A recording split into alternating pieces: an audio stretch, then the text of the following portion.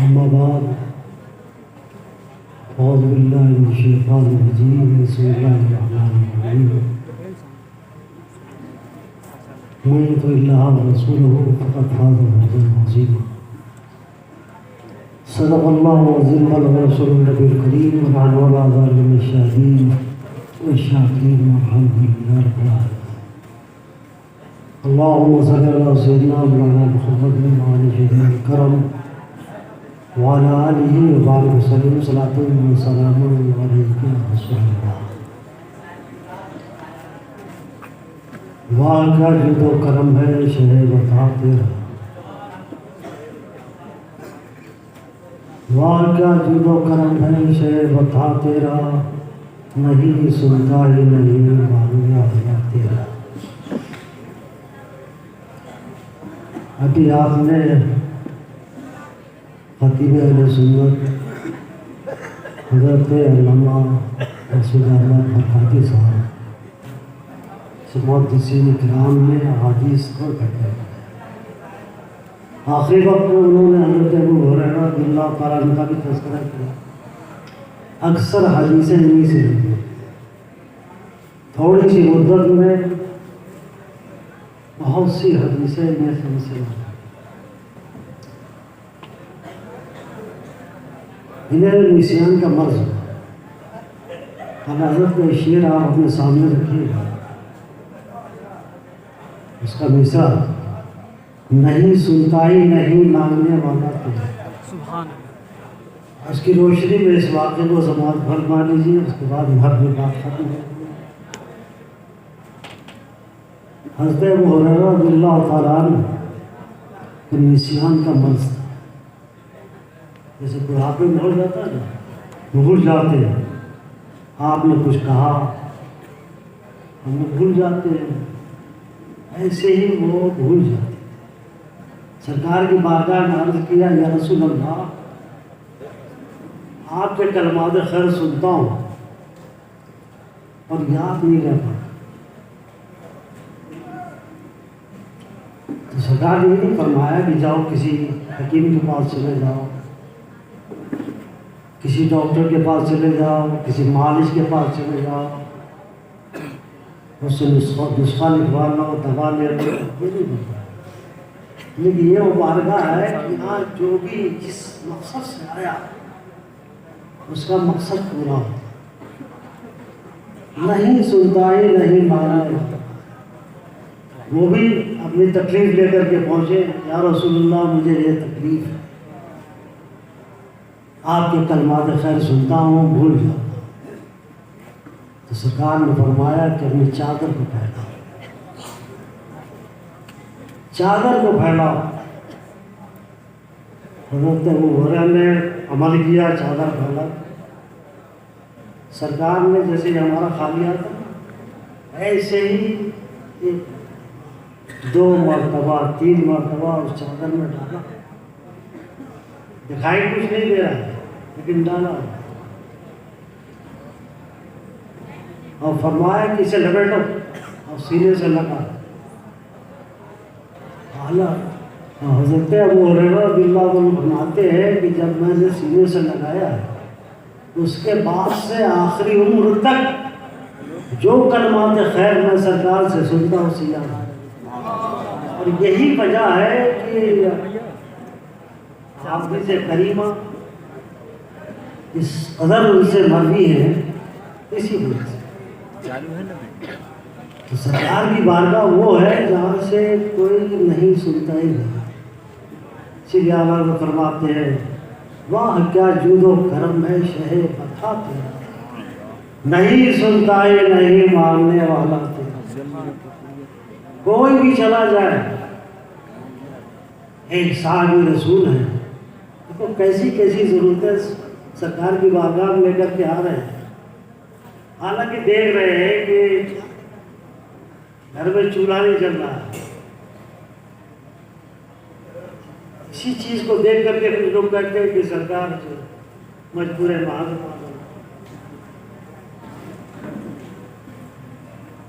تو ہم لوگوں کی تسلی کے لیے نہیں کرتے۔ ہمارے گھر میں چولہا نہ جلے ہمیں تسلی کون دے؟ سرکار کا عمل دے، سرکار کی بارگاہ دیکھو، وہ بارگاہ ہے جہاں کسی چیز کی کوئی کمی نہیں ہے۔ اللہ نے انہیں ساری کائنات کا مالک و مختار بنا دیا، جسے جو چاہے وہ عطا کر دے، کوئی روک نہیں سکتا ہے، اور جس سے منع کر دے کوئی دے نہیں سکتا۔ یہ شان ہے اللہ کے حبیب صلی اللہ تعالیٰ علیہ وسلم۔ اسی لیے اللہ فرماتے ہیں میں تو مالک ہی کہوں گا، میں تو مالک ہی کہوں گا کہ مالک کے حبیب یعنی محبوب و معین میں نہیں میرا۔ شورائے کرام سے ایک نکتہ مجھے سمجھ میں آیا تھا۔ دیکھو کچھ لوگوں نے لکھا کہ جس کا نام محمد یا علی ہو وہ کسی چیز کا مالک مختار ہے۔ استغفر اللہ رب العالمین، خود ہی گدھے کے بھی مالک ہو جاتے ہیں، سور کے بھی مالک ہو جاتے ہیں، گھر کے بھی مالک ہو جاتے ہیں۔ تو رسول اللہ کسی چیز کا مالک، کسی سے حصر کیا ہے، انہوں نے لفظ کسی سے حصر کیا ہے۔ اعلیٰ حضرت نے بھی اسی شعر میں اس کا جواب دیا ہے۔ اعلیٰ حضرت کی شاعری دیکھو، فرماتے ہیں میں تو مالک ہی کہوں گا، لفظ ہی سے کسی کا جواب دیا ہے، اور لفظ کسی میں 3 حرف ہے، اور اعلیٰ حضرت کے اس جواب میں 2 حرف ہے، ہی سے جواب دے کر کے سب کو خاموش کر دیا۔ یہ شان ہے اعلیٰ حضرت کی۔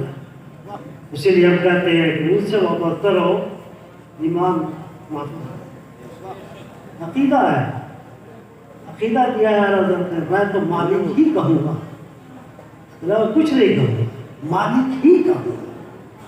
تم کہتے ہو کسی چیز کا مالک نہیں، تو میں کہتا ہوں ہی۔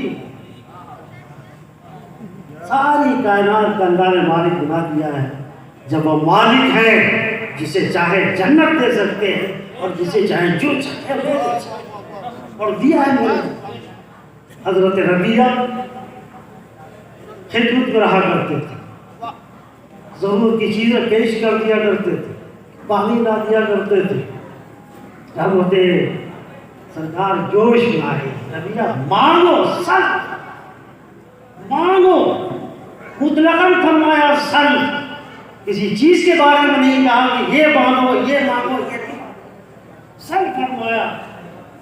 اب شارحین کہتے ہیں کہ اللہ نے اپنے محبوب کو ساری کائنات کا مالک بنا دیا ہے، اور یہ بھی اختیار دیا ہے کہ جسے جو چاہے وہ عطا کر دے، کوئی روکنے والا نہیں ہے، اور جسے چاہے منع کر دے کوئی منع نہیں۔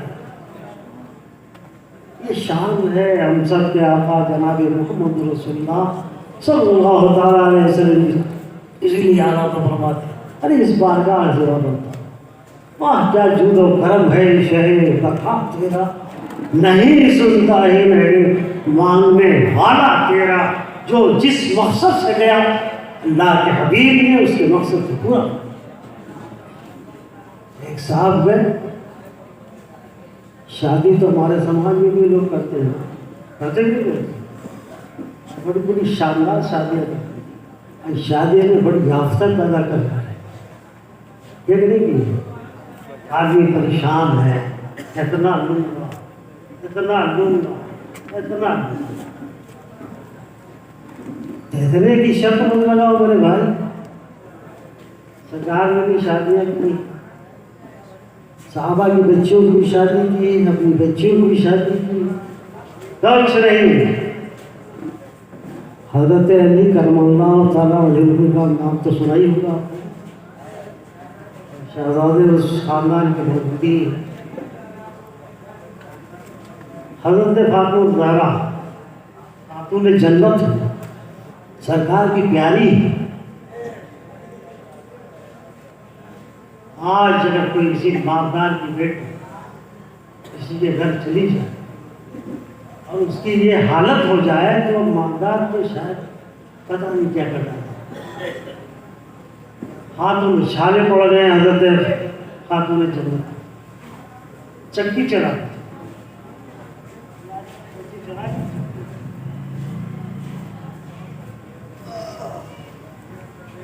روٹی پکاتے روٹی پکائی جاتی تو توڑ پر ڈالی جاتی، اسکول آتے سے ہاتھ نہیں جلتا،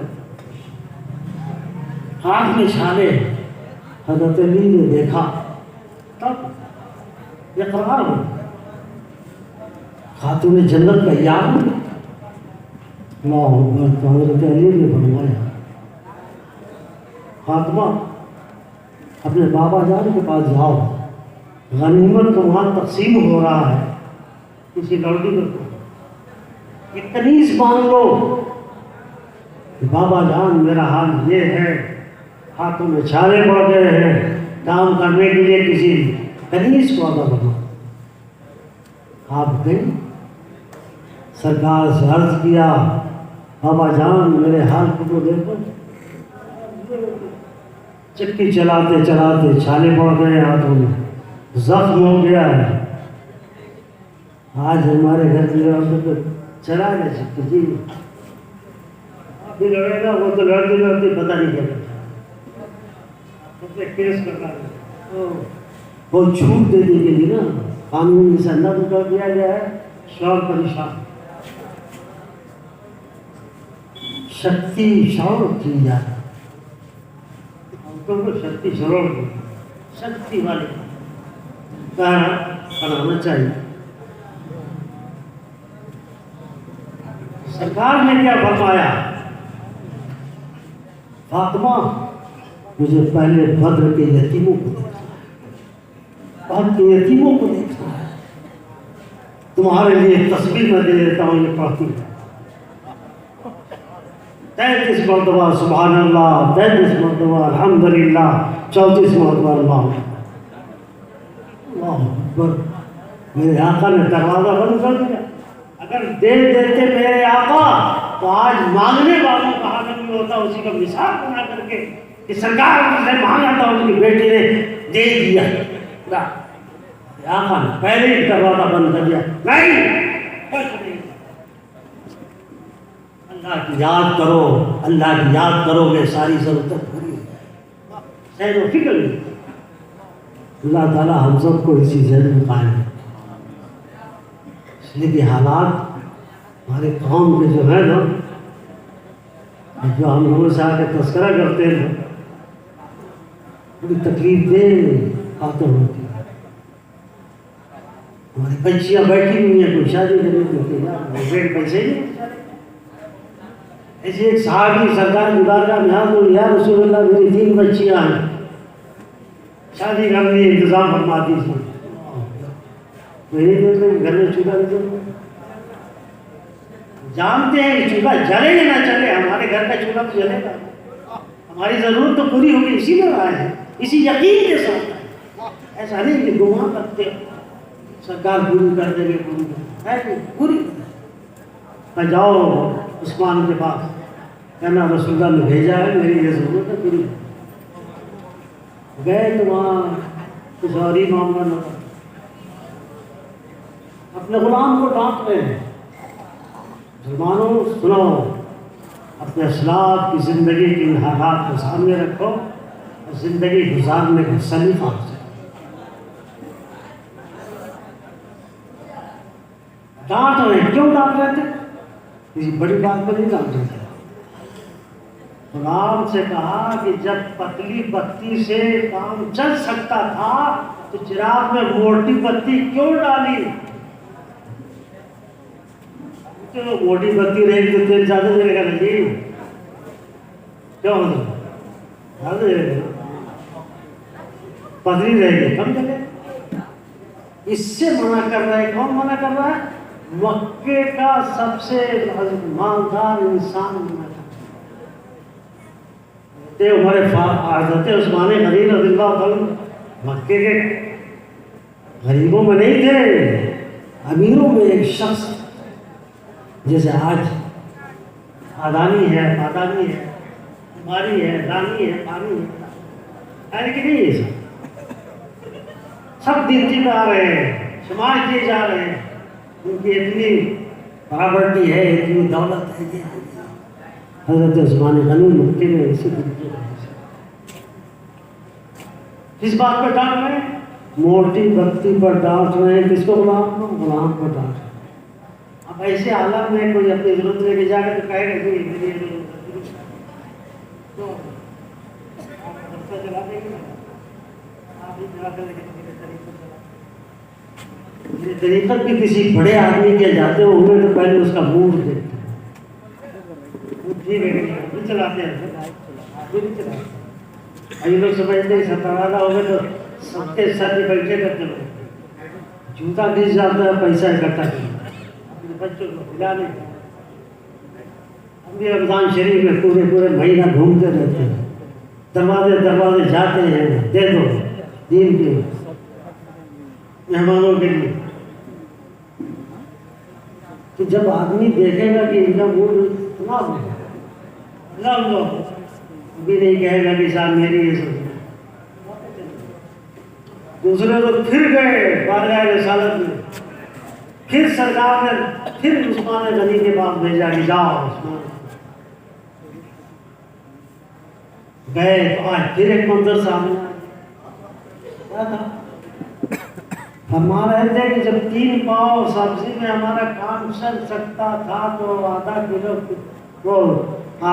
سے چل سکتا تھا تو 3 پاؤ پہ لے کر گیا،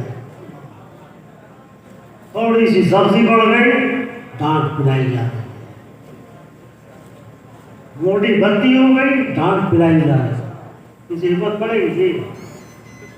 کیوں پڑے گی ہمت مانگنے کی؟ اپنی فرمائش پوری کرنے کی ساتھ اپنی فرمائش پوری کر دیجیے، واپس چلے جائے۔ تیسرے دن پھر بارگاہ رسالت میں گئے، کس قدر یقین ہے کہ میری ضرورت پوری ہوگی تو بارگاہ رسالت کہا جاؤ عثمان کے پاس۔ آج جب تیسرے روز گئے حضرت عثمان غنی رضی اللہ عنہ کے پاس، آج کوئی منظر سامنے نہیں آیا، ابھی تم کل بھی آئے تھے، پرسوں بھی آئے تھے، آج بھی آپ کیا بات ہے، کیوں آئے ہو، کیوں آئے؟ کہا مجھے رسول اللہ نے سرکار نے بھیجا، کیا بات ہے جلدی بتاؤ۔ کہا میری 3 بچیوں کی شادی کرنی ہے، اس کا سامان کا انتظام آپ کو کرنا۔ خوش ہو گئے، غلام کو بلایا، یہاں آؤ 3 اونٹ لے کر کے آؤ، اور تینوں اونٹ سامان سے بھر دو، لاد دو، اس میں لاد دو، جو ضرورت ہے سب پوری کر دو۔ اب یہ تعجب میں پڑ گئے کہ اتنی سی بچی سے کھائی جا رہی ہے، سبزی تھوڑی بڑھ گئی ڈانٹ کھائی جا رہی ہے، مجھے 3 اونٹ رضے ہوئے میرے گھر پہنچانے کا حکم دیا جا رہا ہے کہ پہنچا گیا۔ ہاں بھائی کیا معاملہ ہے؟ مسکرا دی حضرت عثمان غنی نے، جواب سنو، ہاں بھی سنو، کل کا معاملہ، پرسوں کا معاملہ میری ذات سے وابستہ تھا، قیامت میں اگر پروردگار عالم نے پوچھ دیا عثمان پتلی سے چاند اچل سکتا تھا تو نے موٹی کیوں لگائی، میں کیا جواب دوں گا؟ کل کا معاملہ میری ذات سے وابستہ تھا، مجھے جواب دہی کل قیامت میں کرنی ہے، اور اس کا تو اس سے لینا ہے، دینے میں کوتاہی کیوں کروں؟ اللہ کی راہ میں نے دیا ہے، اس میں کوئی کوتاہی نہیں ہونی چاہیے۔ تو اپنے اسلاف کی زندگی کو سامنے رکھو، یہ مدارس اسلامیہ اسی کا شعور دے، اسلاف کی زندگی آپ کے سامنے تاریخ کے حوالے سے سامنے رکھتے ہیں، بتاتے ہیں کہ ہمارے اسلاف نے یہ کیا ہے، یہ کیا ہے، یہ کیا ہے۔ اس لیے ان تعلیم گاہوں سے وابستہ رہو، دستگاہوں سے وابستہ رہو، ان کی ترقی عطا فرماؤ۔ ہماری بھی دعا ہے کہ اللہ تعالیٰ اسے ترقی عطا فرمائے اور اسے پھلے پھولے، قوم کی خدمت کرے، دین کی اشاعت کرے، کر ہی رہا ہے۔ اللہ تعالیٰ اس میں اور ترقی عطا فرمائے۔ بس انہیں کلمات کے ساتھ شکر گزار ہوں کہ آپ نے مجھ کو تھوڑی دیر سن لیا۔ آپ نے کون سنا ہے؟ جیسی جوان تھے ہمارے صحیح صاحب ناز سنا رہے تھے، سب تھے، آپ نے سنایا کوئی نہیں، لیکن کام کی بات تھی نا، بڑی سی کام کی بات تھی۔ انہوں نے بھی پیغام دیا تھا، آخری پیغام بہت شاندار، سمجھنے کی کوشش کرو، صرف یہ مت دیکھو کہ ترنم بڑا اچھا ہے، الفاظ کیا ہم سے مطالبہ کر رہے ہیں، وہ الفاظ ہم کو کیا سبق دے رہے ہیں، یہ اگر کرو گے نعت کا لطف بھی آئے گا اور نعت دلوں پر اثر بھی آئے گا. کتنی اثر کرتی ہے خالی ابھی سے اٹھ کر بھی جائیں گے پانی بھر لو جائے بھائی. بہرحال خوشی کی بات ہے. اللہ تعالیٰ اس جیسے کو کامیابی عطا فرمائے اور آپ لوگوں کی آمد کو بھی قبول فرمائے. اور میں مبارکباد پیش کرتا ہوں پورے طریقے کو کہ بچے فارغ ہو رہے ہیں اس ماحول میں فارغ ہو رہے ہیں جبکہ ہر طرف